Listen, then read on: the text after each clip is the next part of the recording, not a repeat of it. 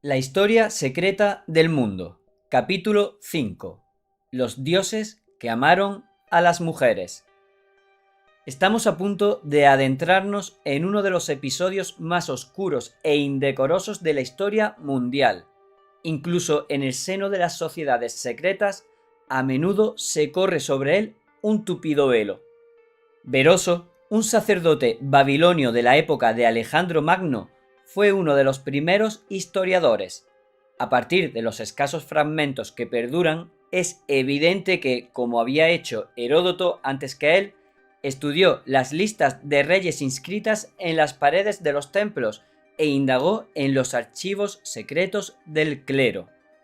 Los escasos fragmentos de Beroso que se conservan contienen conocimientos sobre la historia de los orígenes de la tierra y el cielo, y de la raza de los hermafroditas, los humanos presexuales que se reproducían mediante partenogénesis. Beroso describe a continuación el modo en que la tierra pasó a ser habitada por una raza primitiva. Un día surgió un monstruo en la costa, un animal llamado Oanes, cuyo cuerpo entero era el de un pez, que bajo la cabeza de pez tenía otra cabeza, también con pies debajo, parecidos a los de un hombre, adjuntos a la cola de pez. Su voz y su lenguaje eran también articulados y humanos, y una representación de él se ha preservado hasta hoy. Este monstruo estaba acostumbrado a pasar el día entre los hombres, pero durante ese tiempo no tomaba comida. Les dio una perspectiva de las letras y las ciencias y de las artes de toda clase. Les enseñó a construir ciudades, a fundar templos, a compilar leyes y les explicó los principios del conocimiento geométrico. Hizo que distinguieran las semillas de la tierra y les mostró cómo recolectar frutas. En resumen, los instruyó en todo lo que podía tender a suavizar las costumbres y a humanizar sus vidas. Y cuando se ponía el sol, este ser Oanes se retiraba adentrándose en el mar y pasaba la noche en las profundidades, porque era anfibio. Después de él aparecieron otros animales como Oanes. Os voy a enseñar cómo dibujaban a Oanes o cómo creían que era Oanes. Esto es un grabado del siglo XIX en las paredes de Nínive. El original se halla en la actualidad en el Museo Británico. A ver si lo podéis ver bien. Ahí se ve Oanes. Se pueden encontrar relatos similares sobre dioses pez que aparecen de repente y se convierten en maestros de la humanidad también en otras tradiciones, como por ejemplo en las historias hindúes sobre Matsya, el primer avatar de Vishnu, y los relatos de los antiguos fenicios sobre Dagón, que enseñó a la humanidad el arte del riego, y los antiguos dioses pez del pueblo Dagón en África Occidental. Incluso sabemos que Plutarco, que en las primeras representaciones a Zeus se le mostraba como un varón con cola de pez, una imagen que ha sobrevivido en la mitología griega en su hermano Poseidón. Algunos escritores modernos, ajenos a la tradición esotérica, han creído ver en estas imágenes pisciformes pruebas de una invasión alienígena en la antigüedad. Incluso se ha sugerido que el diseño genético de la raza humana fue obra de invasores alienígenas, lo cual es un buen ejemplo de la mala comprensión de las tradiciones esotéricas que realizan quienes tratan de interpretarlas de manera materialista. Si nuestro candidato a la iniciación hubiese estado siendo introducido a un nivel lo suficientemente alto, se le habría enseñado la verdad sobre la materia, algo muy parecido a lo siguiente. En el Génesis se incluye un pasaje que en principio no parece referirse exactamente a esos extraños acontecimientos, aunque trata también sobre la invasión perpetrada por seres de otro reino. Cuando la humanidad empezó a multiplicarse sobre la faz de la tierra y les nacieron hijas, vieron los hijos de Dios que las hijas de los hombres les venían bien, y tomaron por mujeres a las que preferían de entre todas ellas. Cuando los hijos de Dios se unían a las hijas de los hombres y ellas les daban hijos. Estos fueron los héroes de la antigüedad, hombres famosos. Viendo Yahvé que la maldad del hombre cundía en la tierra y que todos los pensamientos que ideaba su corazón eran puro mal de continuo. Génesis 6, 1, 5. ¿Qué diantres tenemos que interpretar a raíz de este pasaje? La expresión traducida en él como hijos de Dios se usa en otras partes de la Biblia para referirse a los ángeles, mensajeros que bajan del cielo. Pero en este contexto, bajar parecería conllevar una descalificación moral, al afirmar el Génesis que los ángeles practicaban el sexo con mujeres. ¿Acaso estaba diciendo que esos ángeles se rebajaban para intervenir en el mundo material? ¿Y quizá se habían quedado también prendados de él?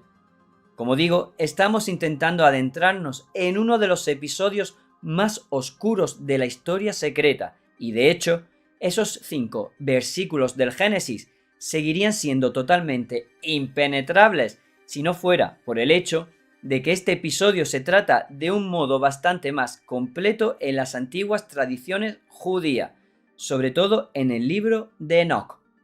Aunque ese libro desapareció de la historia esotérica convencional, es decir, la accesible a todo el mundo, en el 300-400 después de Cristo, la masonería siguió creyendo en su existencia, su contenido y sus enseñanzas.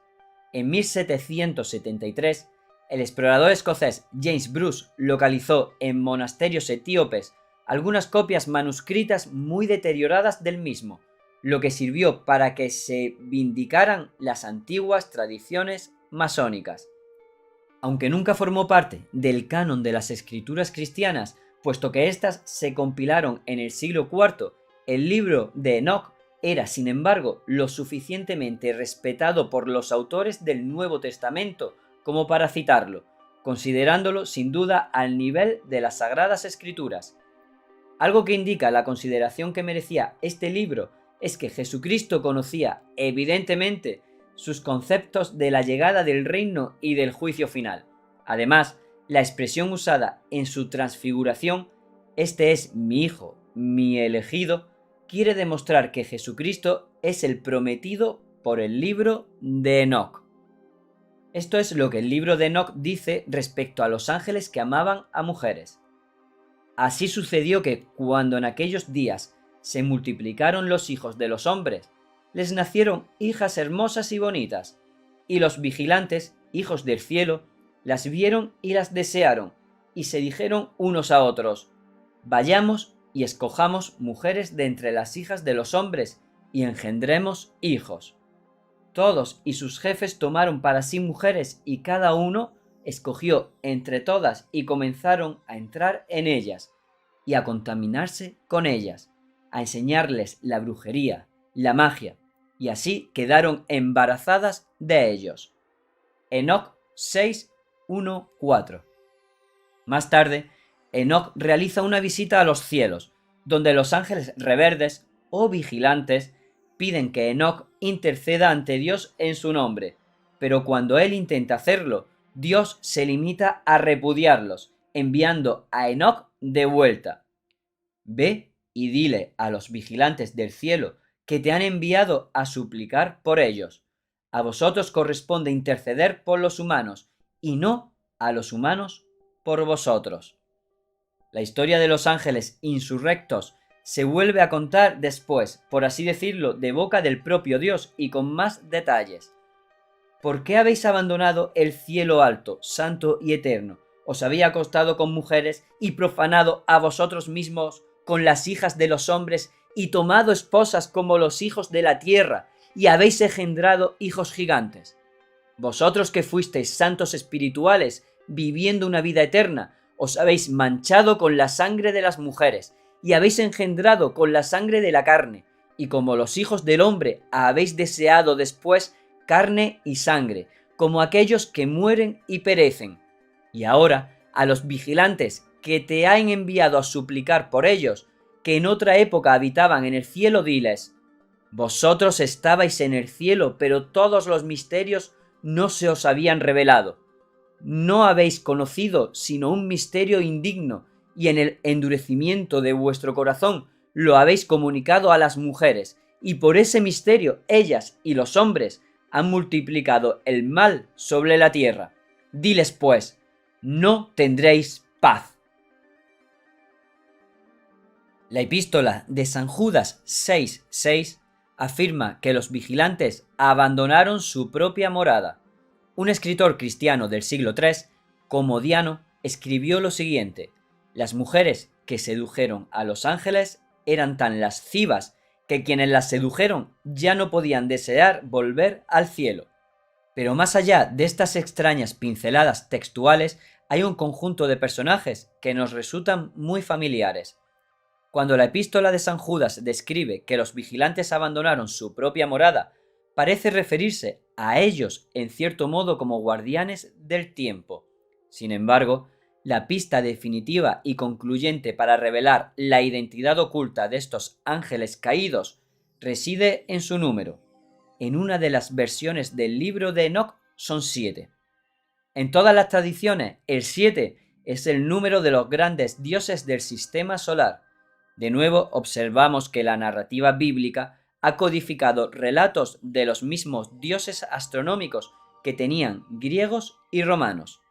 Los ángeles que sintieron atracción sexual por las mujeres humanas no son otros que los dioses del Olimpo. Como hemos visto, la Biblia incluye un relato en clave de la creación en el que los papeles protagonistas los representan Saturno, la Tierra, el Sol, Venus y la Luna. Hemos seguido la historia desde lo puramente material a lo vegetal, y de ahí a las primeras tentativas de la vida animal. La época posterior vendría marcada por la llegada de los dioses del sistema solar. Júpiter, o Zeus para los griegos, se convirtió en el rey de todos los dioses. Los dioses de Marte y Mercurio también verían la luz en esa época. El joven Júpiter tenía que esconderse de su padre Saturno. La madre tierra, Gea, lo ocultó en la isla de Creta en las profundidades de una cueva, aislado del resto de los dioses. El joven Júpiter subsistió alimentándose de la leche de una cabra ninfa y de la miel de las abejas sagradas. Por cierto, aquí os voy a dejar el vídeo también de Saturno devorando a sus hijos, donde explico toda esta historia. Gea escondió a Júpiter en esa cueva porque temía que Saturno y los titanes, los hijos e hijas mayores de Saturno, fueran en su busca para acabar con él. Ella sabía que el nacimiento de Júpiter era la prueba de que el reino de Saturno estaba próximo a su fin, pero la transición de una era a otra siempre es dolorosa. El viejo orden siempre trata de resistir más allá del tiempo que se le asigna. Los titanes se encargaban de hacer cumplir las leyes de Saturno. Eran devoradores de conciencias. Querían engullir toda nueva vida y crear lo que Milton, conocedor de todo lo relativo a la historia secreta, llamaba un universo de muerte. Los titanes serían siempre enemigos de Júpiter. Aunque no lograron asesinarle de niño, no dejaron de estar en guerra con él, tanto esporádicamente como en grandes batallas, hasta que Júpiter finalmente los derrotó para siempre y los encerró bajo tierra, donde esas espectaculares fuerzas de la materia pasaron a formar parte de la propia estructura terrestre, y siempre que los volcanes rugían y amenazaban con entrar en erupción, los antiguos identificaban eso como su ira. Con los titanes apresados, Júpiter se convirtió durante un tiempo en el soberano indiscutible del monte Olimpo, rey de los dioses y dios de una nueva era. Cuando hacía oscilar su magnífica cabellera, toda la tierra temblaba. Era el único dios con la fuerza suficiente para lanzar rayos. En su obra maestra, Las bodas de Cadmo y Armonía, el gran escritor y estudioso italiano Roberto Calasso, que ha hecho mucho para llevar al público profano las enseñanzas esotéricas sobre la realidad histórica oculta tras los mitos, afirma que el Olimpo es una rebelión de la ligereza contra la precisión. Es decir, los dioses olímpicos, Júpiter, Apolo, Marte, Mercurio, Diana, Atenea y otros, se rebelaban contra las limitaciones impuestas por Saturno. Los habitantes del Olimpo volaban por los aires para llevar a cabo actos mágicos y derrotar a monstruos terribles. fue una época espléndida y espectacular que sigue viva y se agita en la mente, inspirando una parte del arte, la escultura y la literatura más imaginativos de la historia. Pero también fue de algún modo siniestra una era llena de ambigüedad moral. El rayo de Júpiter atraviesa un denso aire cargado de testosterona, el salvaje hedor a pasión animal, la feroz crueldad de la misma. Júpiter violó a Calisto, que se convirtió en una osa. Violó y la transformó en una vaca. Castigó a Licaón por canibalismo, convirtiéndolo en lobo. El deseo que sentía Apolo por Jacinta hizo que la hermosa joven se metamorfoseara en esa flor y su violación de Dafne culminó en la transformación de esta en laurel. Deberíamos recordar que todos estos mitos explican la proliferación de las formas naturales, la población de cada centímetro cuadrado de nuestro planeta con una variedad casi infinita de plantas y animales, la biodiversidad que es un gran orgullo natural. Aunque Zeus no es moral a ojos de alguien como Moisés, él y sus compañeros del Olimpo son dueños de una fecundidad galvanizante, de la inmensa creatividad del mundo biológico. ¿Y qué hay de la historia de los dioses pez? ¿Cómo encaja eso? Como hemos visto, muchas mitologías de todo el mundo relatan la extraña historia de la llegada de los dioses pez, y hemos comentado someranamente que incluso Júpiter era uno de ellos en sus primeras representaciones. También hemos visto que los mitos de Júpiter y de otros dioses del Olimpo son una explicación de la proliferación de la vida animal. Si se unen ambos aspectos, se plantea una posibilidad sorprendente. ¿Acaso la antigua mitología anticipaba la moderna concepción científica que sostiene que la vida animal que evolucionaría hasta adoptar forma humana se originó a partir de los peces?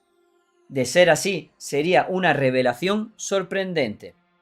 El descubrimiento de la evolución de las especies de Darwin se considera uno de los hallazgos científicos más grandes de la historia, junto con los de Galileo, Newton y Einstein. ¿Acaso los sacerdotes de las escuelas mistéricas tenían conocimiento de la evolución de las especies muchos milenios antes? Ahora descubriremos cómo las pruebas de esta afirmación, que pueden parecer improbables, al menos en principio, estaban escritas ya en el firmamento con luces muy brillantes, para que todos las viéramos. Estamos descifrando las claves del cosmos. Como hemos visto, los episodios iniciales de la historia deben interpretarse en términos de la creación ordenada del sistema solar, uno detrás de otro. Saturno, el Sol, Venus, la Luna y Júpiter se unieron en la labor de forjar las condiciones básicas que permitieran la evolución de la vida en la Tierra. Seguir esta secuencia nos ha llevado a los albores de la vida animal y de la conciencia, y al inicio de la proliferación de las formas animales. Para comprender la historia del desarrollo de estas formas animales, debemos recurrir de nuevo a la astronomía. A partir de la secuencia en la que los antiguos creían que se crearon los planetas, llegamos a una secuencia entrelazada, la constelación del zodiaco. En la antigüedad se pensaba que las fuerzas de la naturaleza dormían durante el invierno y después volvían a despertarse, ejerciendo de nuevo su influencia en primavera. Por lo tanto, para ellos era muy importante ver en qué constelación el Sol surgiría en primavera. Este astro avivaba esa constelación, dándole energía y aumentando su poder para dar forma al mundo y a su historia. Debido a una ligera fluctuación en la Tierra mientras rota sobre su eje, da la impresión de que el Sol vaya cayendo lentamente hacia atrás contra el telón de fondo de las estrellas. Durante un periodo de aproximadamente 2160 años, el Sol sale siempre en la misma constelación y después pasa a la siguiente. En la realidad, nos encontramos en la era de Piscis y estamos a la espera del inicio de la célebre era de Acuario. Al igual que una constelación sigue a otra y que una era sigue a otra, las variaciones sinfónicas de la música de las esferas indican que se va a producir un nuevo movimiento. El ciclo de poderes vigorizantes, de impulsos instintivos que se propagan por el cosmos, pasa a un nuevo plano. Nosotros concebimos las 12 constelaciones del zodiaco como una secuencia asociada a los meses del año, de modo que a Aries lo sigue Tauro, luego Géminis, etc. En el ciclo de mayor determinación por la aparición de estas constelaciones en el equinoccio de primavera, estas avanzan en cambio de un modo retrógrado, es decir, a Géminis lo sigue Tauro, luego Aries, etc. Este fenómeno se denomina precesión. Existe cierta controversia entre los académicos respecto al momento en que las primeras comunidades se dieron cuenta de ello. El libro más revelador sobre el tema fue Hamlet Mill, escrito por Giorgio de Santillana, profesor de Historia y Filosofía de la Ciencia del Instituto Tecnológico de Massachusetts, y Herbert von Deschen, profesora de Ciencias de la Universidad de Frankfurt, y publicado en 1969. Muy bien documentado, inició un proceso de redescubrimiento de una dimensión astronómica de mitos que llevaba mucho tiempo olvidada fuera de las sociedades secretas. Defiende la tesis de que uno de los relatos cruciales de toda la mitología, de hecho de toda la literatura, desde Edipo Rey hasta Hamlet, la historia del hijo del poseído que derrota a su tío para recuperar el trono de su padre, es una descripción de un fenómeno astronómico, la sucesión de un periodo de precesión por otro. Sin embargo, Hamlet Mill ofrece un modelo básicamente estático. Sostiene que la precesión está codificada en un arquetipo concreto, pero no muestra cómo la sucesión de las constelaciones dominantes nos permite ver distintas capas mitológicas en su secuencia cronológica correcta. Analicemos ahora esta secuencia según la realidad histórica que subyace tras los mitos de Júpiter y el resto de dioses, según la tradición esotérica. Al considerar la historia tal como se ha recordado en la mitología, sobre todo la protagonizada por los dioses del Olimpo, como es lógico, nos hemos hecho una imagen mental de los humanos con características anatómicas contemporáneas. No obstante, no deberíamos olvidar que esos mitos representan el aspecto que tendrían todas esas cosas para el ojo de la imaginación, pero que para el ojo físico, de haber existido, todo ello habría tenido un aspecto muy distinto. Esto es así, dado que lo que estas imágenes figuradas representan es el inicio y desarrollo de formas de vida primitivas. Si el periodo en el que se inició la vida marina estaba marcado por la soberanía del planeta Júpiter, en términos de la precesión de las constelaciones, lo estaría por Piscis. Cuando el Sol empezó a salir por primera vez en la constelación de Piscis, una nueva forma se condensó a partir de la sustancia semilíquida en la superficie terrestre. Se trataba de la forma embrionaria más primitiva de pez, algo así como las actuales medusas. En la antigüedad, se creía que este impulso evolutivo era un dios. Si la vida primitiva en la Tierra, la vida que finalmente se convertiría en humana, adoptó la forma primitiva de un pez, era porque un dios adoptó esta forma y, por así decirlo, llevó consigo la vida a la Tierra. En Egipto, este milagroso evento, el nacimiento de la vida animal, se conocía como el nacimiento de Horus, cuyas primeras representaciones, al igual que las de Júpiter, mostraban un ser mitad hombre, mitad pez. Por lo tanto, comprobamos de nuevo que los griegos y los egipcios, al igual que los griegos y los judíos, adoraban al mismo dios con un atuendo cultural diferente.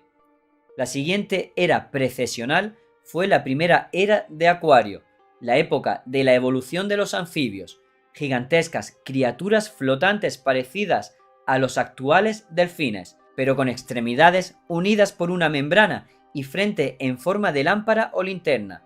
Esta lámpara era la glándula pineal, que aún sigue sobresaliendo de la cabeza de algunos reptiles, como los tuátaras de Nueva Zelanda, similares al lagarto.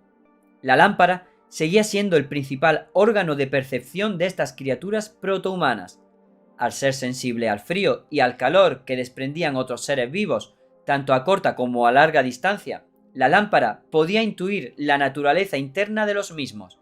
Estos protohumanos podían percibir también por intuición la naturaleza de las plantas, deduciendo si servían de alimento o si tenían propiedades medicinales, una capacidad similar a la que poseen algunos animales. Y puesto que no se habían establecido totalmente las leyes del crecimiento natural, los humanos podían hablarles a las plantas de tal forma que, según constaba en las antiguas sagas judías, podían hacer que un árbol diera frutos o que las espigas de cereal crecieran hasta hacerse del tamaño de los cedros del Líbano. Cabe imaginar que la forma de hablar de estos anfibios humanos se parecería al bramido de un venado. Más tarde, se idealizó a esos humanos con cabeza de lámpara, concibiéndolos como unicornios. Gea seguía dictándoles lo que debían hacer con clarividencia, de modo que la ley natural y la ley moral iban de la mano y eran equivalentes.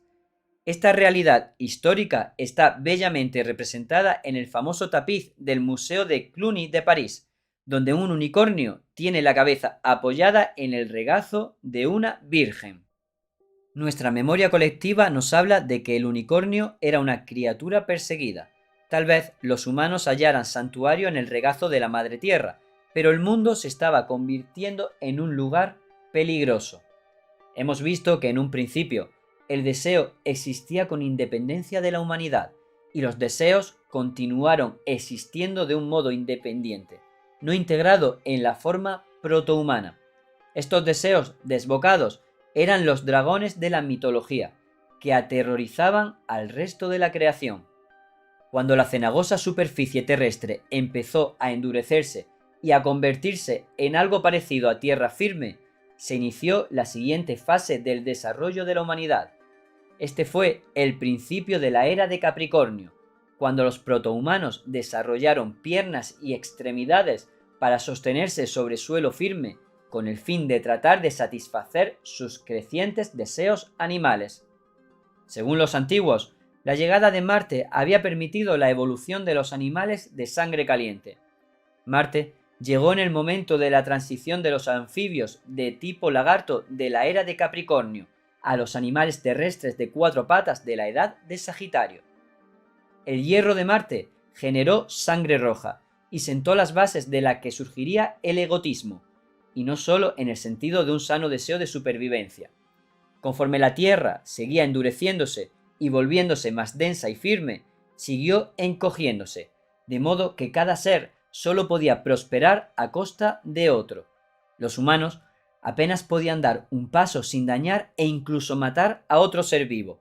Marte es la causa de que exista también en la naturaleza humana una parte cruel que se regodee de ello, que se regocije al obligar a otro ser humano a someterse y sienta euforia si domina a los demás y es capaz de imponer su voluntad sin límites.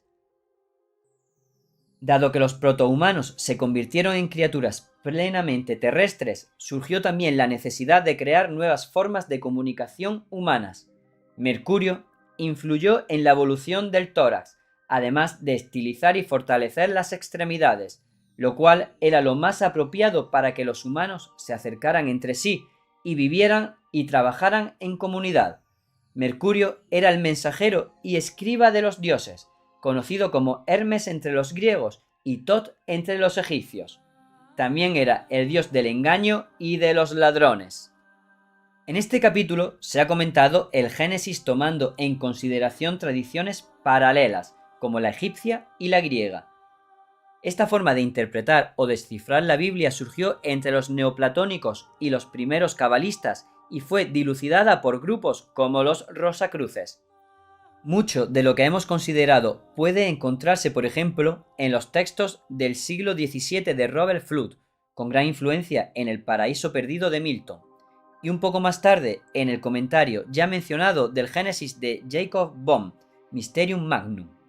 Más recientemente, la tarea de dilucidar estos comentarios y redefinir las enseñanzas Rosacruces recayó en el gran erudito e iniciado austríaco Rudolf Steiner, cuya sociedad antroposófica puede considerarse con todo derecho la auténtica superviviente de la verdadera corriente Rosacruz. Incluso fuera de la tradición esotérica, se reconoce que las antiguas civilizaciones del mundo se mostraban marcadamente de acuerdo en lo relativo a las imágenes asociadas a la secuencia de las constelaciones del zodiaco. Este consenso general es sumamente extraordinario si se considera que la disposición de las estrellas vistas desde la superficie terrestre apenas permite distinguir esas imágenes. En realidad, los habitantes del pasado veían en esta secuencia de las constelaciones la historia de la evolución de la humanidad, así como el mundo tal como se recordaba y concebía en su mente colectiva. Para ellos, la historia del mundo estaba escrita en las estrellas. Por lo tanto, lo que en general se considera una idea moderna refutadora de una superstición antigua es de hecho una idea antigua. El conocimiento de la evolución ordenada de las especies se originó miles de años antes de que Darwin se embarcara en el Beagle. Esta historia secreta estaba codificada en el zodiaco, fue puesta por escrito por iniciados como Jacob Bohm y Robert Flood, y se ha conservado y trasladado hasta la era moderna gracias a grupos esotéricos, pero siempre intentando que fuera difícil de entender para los no iniciados. En el siglo XIX, cuando los libros del hinduismo se trajeron por primera vez a lenguas europeas y se divulgaron gran parte del conocimiento esotérico que antes se había controlado y gestionado con cautela, llegó al público. La fascinación por estas ideas despertó el interés por la cábala y otras tradiciones occidentales y contribuyó a avivar el ansia del espiritualismo.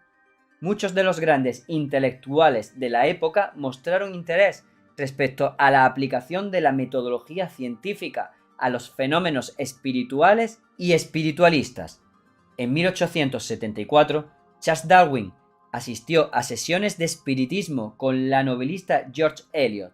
El rival de Darwin, Wallace, participó en varios experimentos controlados para estudiar el espiritualismo, con el convencimiento de que sus fenómenos podían medirse y corroborarse por medio de otras ciencias.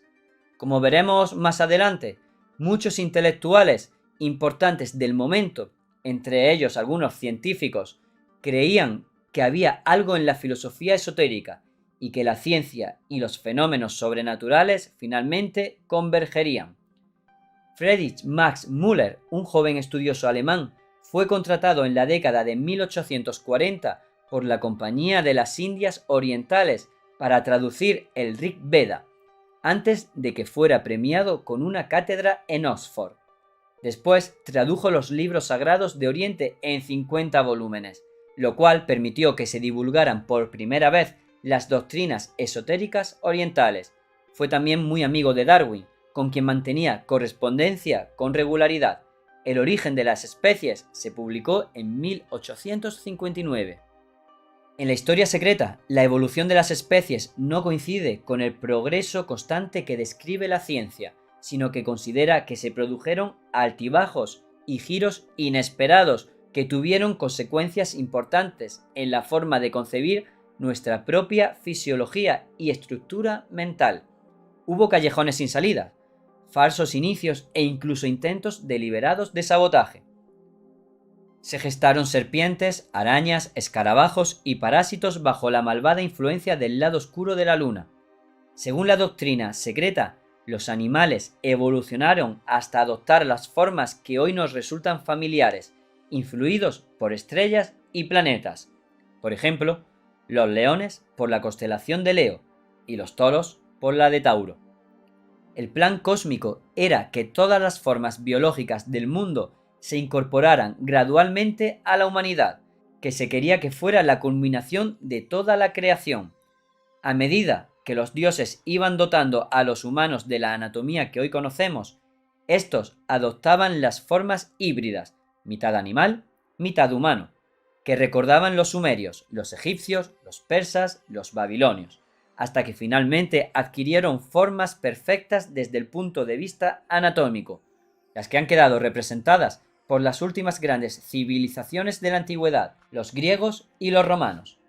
Por ejemplo, en las paredes de los templos egipcios, La diosa del planeta Venus era Hathor, con cabeza de vaca, y el dios del planeta Mercurio era Anubis, con cabeza de perro. Según la tradición secreta, los griegos clásicos recordaban a estos mismos dioses en esos mismos seres vivos, en una forma posterior más evolucionada.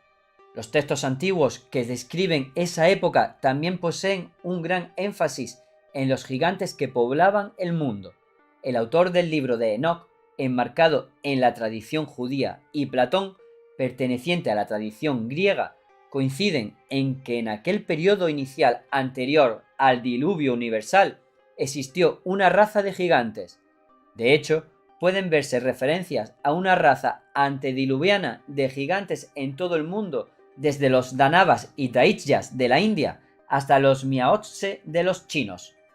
En un diálogo entre Midas el Frigio y Sileno, del que han sobrevivido fragmentos de la época de Alejandro Magno, Sileno afirma que los hombres crecían hasta doblar el tamaño de los más altos de su época y vivían el doble. En la tradición secreta, las gigantescas estatuas de Bamiyan, recientemente destruidas en Afganistán, no eran 3 estatuas gigantes de Budas, sino 3 estatuas a tamaño real de gigantes de 52, 36 y 9 metros de altura. Las túnicas que los hacían parecer Budas estaban hechas de yeso y se dice que se añadieron a la roca más tarde.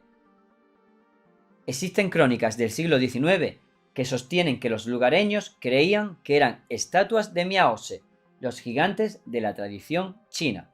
También se dice que las famosas estatuas de la isla de Pascua se hicieron en el tamaño real de los históricos gigantes. Asimismo, había monstruos sin ninguna posibilidad, como hombres con una sola pierna, hombres murciélago, hombres insecto y hombres con cola. Manetón, un historiador egipcio del siglo III a.C., también recopiló relatos sobre la progenie de los vigilantes.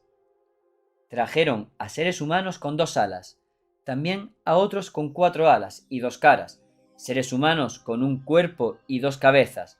Unos tenían patas de cabra y cuernos en la cabeza, otros patas traseras de caballo y piernas humanas delante. También había otros de quienes se decía que eran toros con cabeza humana y perros de 4 cabezas, que ostentaban una cola de pez en su parte trasera, y otros monstruos como todo tipo de seres similares a dragones. Así pues, esta es la época que se recuerda en los grandes mitos, de la que se hace eco la literatura fantástica, como El Señor de los Anillos de Tolkien o la saga de Narnia de Lewis. Este tipo de literatura supone una transmisión de recuerdos colectivos de este periodo en que los humanos convivían en la tierra con gigantes, dragones, sirenas, centauros, unicornios, faunos y sátiros, legiones de gnomos, silfos, ninfas, dríadas y otros seres espirituales menores servían a los dioses, y los humanos tenían contacto con ellos, libraban batallas contra ellos y a veces incluso se enamoraban de ellos. En la historia secreta, las últimas criaturas antes de los humanos fueron los simios. Aparecieron porque algunos espíritus humanos se apresuraron a encarnarse demasiado pronto, antes de que se hubiese perfeccionado la anatomía humana. Por consiguiente, en la historia secreta no es correcto afirmar que los humanos vienen del mono, sino que los monos representan una degeneración de la humanidad. Por supuesto, ninguna de estas fantásticas criaturas ha dejado huella en los registros fósiles, así que, ¿por qué los grandes hombres y mujeres que eran iniciados en las sociedades secretas creían en ellos?